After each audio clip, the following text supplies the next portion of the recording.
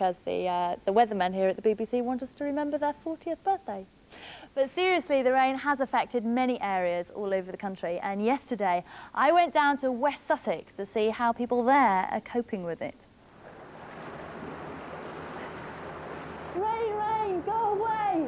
Come again another day! I bet a lot of people have been saying that around here just lately. This is the village of Singleton, and believe it or not, I'm walking along the high street, and it's been like this for over a week. Over here is Roderick Green, and he lives in the village, and he's going to show me some of the damage that all this water has done. Hello, Roderick. Tell you what, I'll follow you.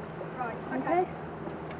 There have been scenes like these in many places in West Sussex recently, but Singleton and the villages nearby have been very badly hit. And why aren't you at school today? well, the toilets are kind of flooded. It's disrupted everybody, hasn't it? A lot. Yeah. You'd be glad to get back to normal life. Well, it's exciting for a while, isn't it? It's exciting for a while, but if you're actually being flooded, I don't think it's very funny. Because of the floods in West Sussex, the emergency services and the army have been working night and day. One of the tasks was to build bridges like this to cross some of the flooded roads. In nearby Chichester, the fire brigade have laid about 3 miles of pipes and pumps to clear the city of water. Yesterday, their help was urgently needed in Singleton to pump out flooded houses.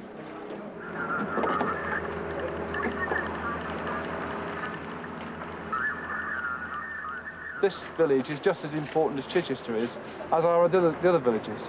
How busy has it been for you? Well, it's been very, very busy for about 10 days now. It all seems very well at the moment. Everybody seems to be fairly happy, although they're a little bit miserable with the water, but they've all worked together. Everybody's been helping everybody else. Yes, they have. There's a big community spirit, and they're all mucking in, and the police are helping in the highways, and it's a big operation with lots of people involved. We're just one part of it, and it all seems to work extremely well. All the rain has swelled the River Lavant to about 4 times its normal size. Earlier in the day, Mark and Samantha Burnett had shown me round the village of Lavant where they live. These sandbags here. Yeah. I've never seen sandbags before. What's it normally like round here? All these, that's good and that's good, but normally just green. What about over there? That just grows wheat, corn. You can't see at all, can you? No. It's sort of camouflage with all the Yes. water that's going. What does your Bonnie think of this? She's all right on the bridge, but when we get to the river, some days she doesn't go in and some days she goes in. But she doesn't really like the water. No. Our dog Bonnie doesn't like the water either, that's why I didn't bring her here today. What about your school? How's that been affected? Yes, because we didn't go to school yesterday or the day before because some of the teachers couldn't get through because of the floods. And what about homework? Have they made sure you've got enough of that? No. Meanwhile, back in Singleton, about 16 miles inland, the RNLI had arrived to help out. Charles has got to come with us. I don't know where we're going to go. I never thought I'd see a lifeboat doing this. These are the old D-class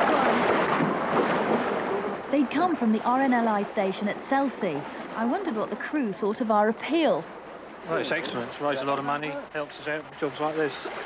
And what are you expecting today to have to do? Probably evacuate the people along here. And why did you choose to bring these boats with you? Well, it's the only ones that are really suitable for this job. We can manoeuvre these quite easily in shallow water. Difficult walking against the stream.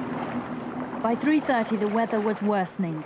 The lifeboats came in very handy to move sandbags for protection against the floods. About 100,000 bags have been used in the area over the last few weeks. Anyone there? Whoops. In West Sussex, during December, they had double the amount of rainfall that they normally have. And January so far has been even worse, and it doesn't look like it's going to stop. Imagine wherever you're sitting now watching the television, if that room was 4 inches deep in water and everything that you loved was soaked. That's what it's like for these people here. This is horrific. How long has it been like this? For just over a week now. And how much warning did you get? Well, we were woken by neighbours Tuesday morning, suggesting that we get up and move all our furniture, and within an hour we had 4 inches of water in the house. Where we're standing now, nothing came through the doors, it just came straight up through the concrete floor. Some experts say this type of flood should only happen once every 200 years. Let's hope